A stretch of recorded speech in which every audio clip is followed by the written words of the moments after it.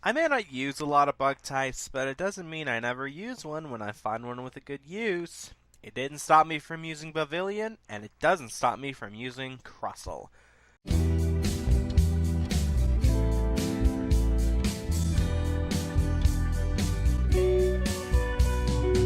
First off, it's typing.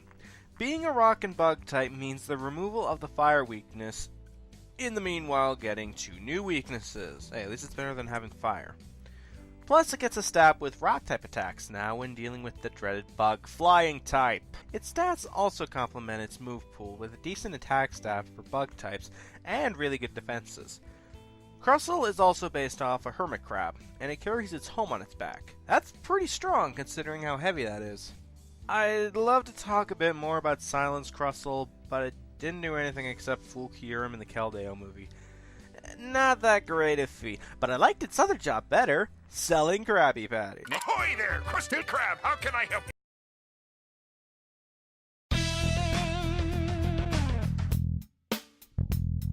Golduck's an interesting case for me, as my appreciation for Golduck mainly comes from the anime, but I will get to that in a bit. For now, boring shit! I love the abilities Golduck has.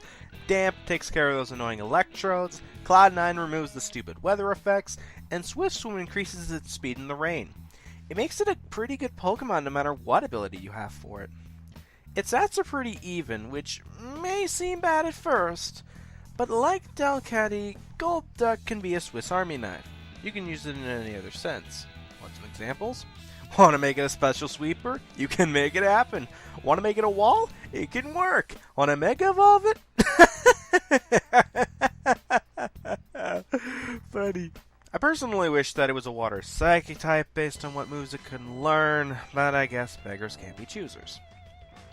Now for the anime appearance. Misty Psyduck was hilarious in the anime, and when I saw what it was capable of with its psychic attack, I loved it even more. A Pokemon that can blast everything within 300 feet? Screw that! Give me Misty Psyduck! Ha! Izanagi, bitches! My only complaint with it was that Misty never evolved it. Come on, Misty! With your Psyduck as badass as that, imagine how strong it could be when evolved!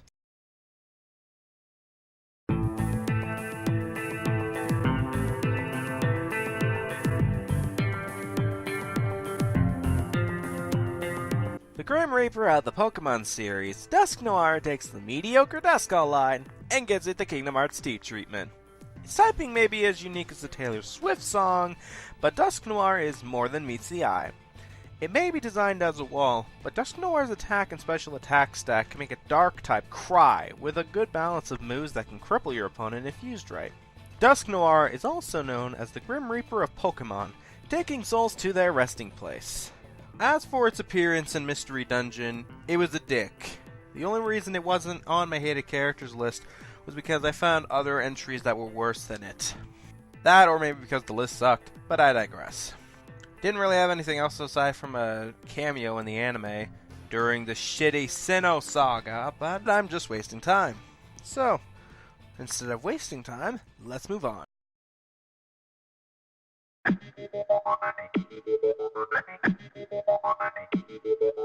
The first steel type on this list, Clink Clank, may remind Gen 1 fans of the Magnemite line. Although they're similar, that doesn't make it bad. Clink Clank is a physical supporter, so while Clink Clank sets himself up with Gear Grinder Substitute, he can take damage from physical attacks to fight another day.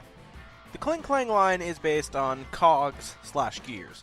And I know some of you may complain that it's an unoriginal design, but here's the issue.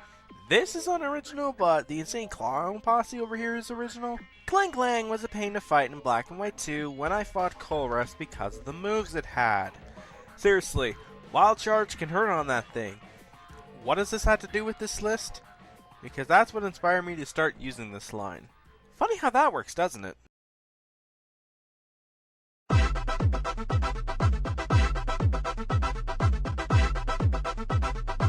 Magnezone, the final evolution of the Magnemite line, is the result of 3 Magneton leveling up in a magnetic field. Did I mention I love Gen 4? It is creative evolution methods. I'm not listening. Now what finds this funny? Get on with the entry. Magnezone is an interesting case. Although its highest stat is special attack, it has great physical defense to back it up against those pesky fighting types. Not to mention, its defense and special attack base stat is the highest of any non-legendary electric type. And with 11 resistances, Magnezone can be a menace. As for its moveset, it's similar to the Clink Clank line, with a large amount of steel and electric type attacks. The only difference, aside from Magnezone having more type coverage, it's a steel electric type. As for his appearance in Mystery Dungeon, he's the cop that arrests the criminals you captured during a mission. Based on the design of Magnezone in this job, anyone get a RoboCop vibe from this guy?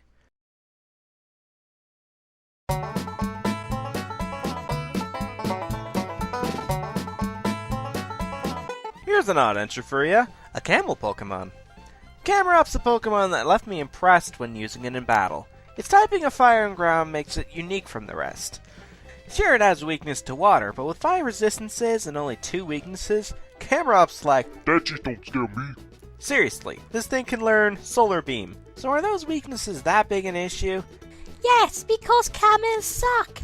Camerupt is mainly set on attacking their opponents, but unlike the sweepers previously mentioned, its speed is not that impressive. But with the highest special attack stat of all non-legendary ground-type Pokemon under its belt, its speed stat is not that big a deal. Nothing else to say except that this Pokemon can shoot out volcanic eruptions from their body. Akainu, be damned. Aw oh, man, my team is getting dreamed! Gentlemen? An odd entry, but I like Leavanny.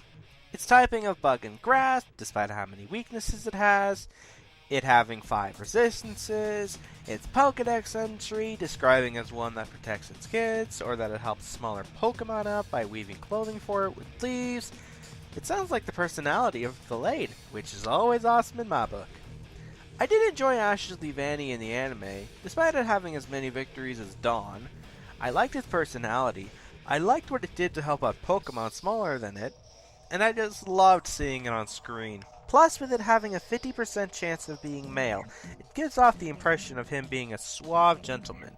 In fact, Weren't you supposed to be good at dodging? He ran fast and died a virgin. okay, before I go overboard, I'm going to finish this entry. Its stats are pretty good for a bug type, with its base stat total of 500. Oh sure, we ain't dealing with some Volcarona-top shit here, but it's pretty good. It's a decent physical sweeper, and with Gen 6 upping the stats by 10, it gets a boost in special defense, which is always nice. Lastly, its design. Based on a Filidae, which odds are I mispronounced, and a praying mantis, Game Freak made Leavanny look like one of them people with glass. Bottom line, Leavanny may not be the best, but everything else about it is just as good. One thing the Pokemon fanbase has done recently is bitch about certain Pokemon because of the rise of competitive play. They bash certain Pokemon because it made them lose and they're not the best stat-wise. As I stated before, a Pokemon doesn't have to be good to be on this list, and no Pokemon is useless because it was made for a purpose. Despite the hate for Magikarp, it evolves into the kick-ass Gyarados, which is in an uber tier. What I'm getting at is that this next Pokemon has gotten a lot of hate due to its competitive use. Without further delay, Laser Gator.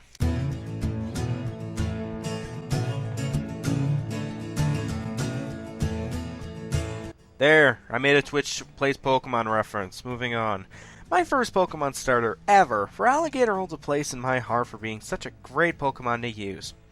Its design for the whole evolutionary line are based on alligators, which is badass. Just make sure you don't have one near these guys and you're fine. Being the tallest water starter Pokemon, Feraligatr uses his massive jaw to rip through his enemies like toilet paper. This trait shows with Feraligatr having a 105 base attack stat. Although Feraligatr is mainly a physical supporter, it does have moves to make up for its low speed with a Dragon Dance set. To close, I loved Ash's Totodile in the anime. It was hilarious to watch on screen. I love the moves Feraligatr has, both in type compatibility and power. I love its hidden ability, Sheer Force, which increases attacking moves with a secondary effect. And before anyone says I put this on the list because of nostalgia, then think again. Anyone remember my speedrun I did with the Kalos Triforce? Alligator was one of the best Pokemon I had on my team next to Graveler, Pidgeot, and more, with moves like Crunch, Waterfall, and many more moves that led to me defeating Red. Hell, even in a game of Heart Gold, I still used for Alligator. I like you for Alligator, but it's just not enough to crack the halfway point, especially with better Pokemon. Let it rip!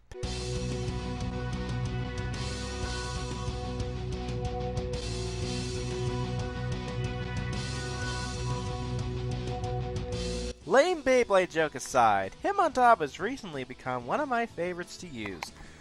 One of the first Pokemon to coin the term spinner in competitive play, Hitmontop's moveset mainly deals with removing Spike/Stealth Rock with the move Rapid Spin, which is on most sets for this guy. But that's not all it has. It has decent compatibility with other type moves, and many powerful fighting type attacks, which also gives them stab.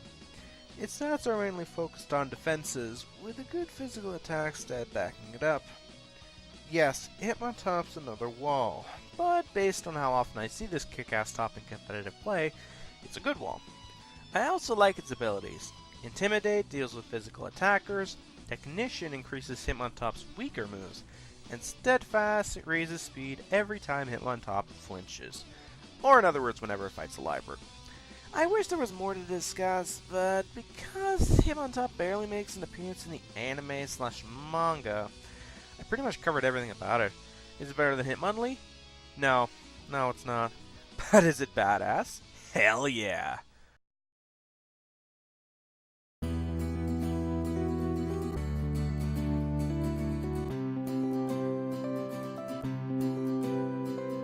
Well, here's a strange one, but yeah, I like Heatmore.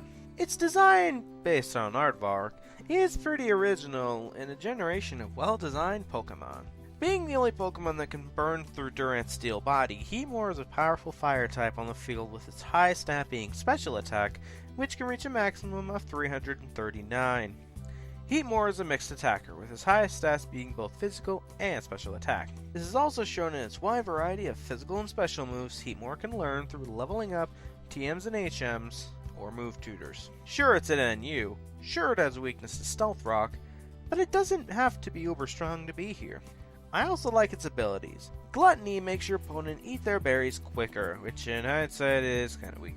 Flash Fire ups its fire type attacks, and White Smoke prevents Heatmore from getting its stats decreased. It may not be the ideal fire type to go for in competitive play, but it's pretty good in the main game to use, and maybe even the NU tier as well.